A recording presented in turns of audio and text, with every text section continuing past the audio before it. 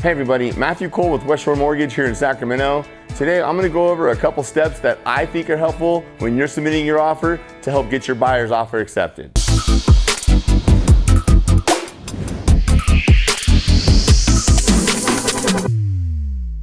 So when you submit an offer to a buyer, a lot of people will use emails. Obviously we're not using fax anymore, but they're going to send an email over to the listing agent in regards to why their offer needs to be accepted. A couple things I like to have done when my buyer's offer goes over is I want to make sure two things: that I'm CC'd on that offer, and that I can get that realtor's contact information so that I could reach out and give them a call. By adding me to that email, it gives me an opportunity to hit reply all and make sure I can immediately reach out to that listing agent and obviously thank them for our chance to present an offer to their seller, but more importantly, plead our case as to why our buyer's loan is one of the best they're gonna get.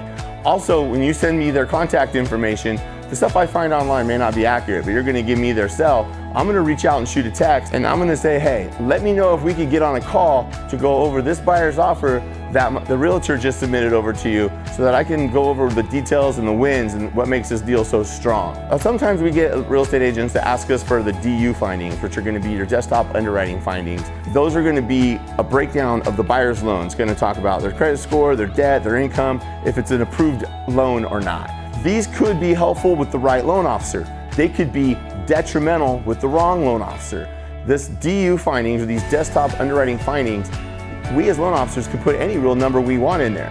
And if we get an approval, we could send that over and say, yeah, no problem, the buyer's approved, which happens. There's a lot of just loan officers that are either new or just don't really pay attention, who make tons of mistakes when they do their DU findings and they come through with the wrong information. And when the right information gets put in, the loan is now a refer with caution and not approve eligible.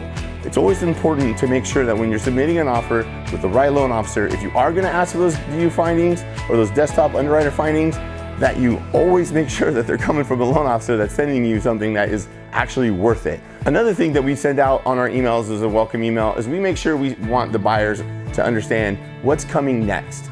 So when their offer is accepted, we're breaking down a timeline. We're breaking down what happens next to their loan.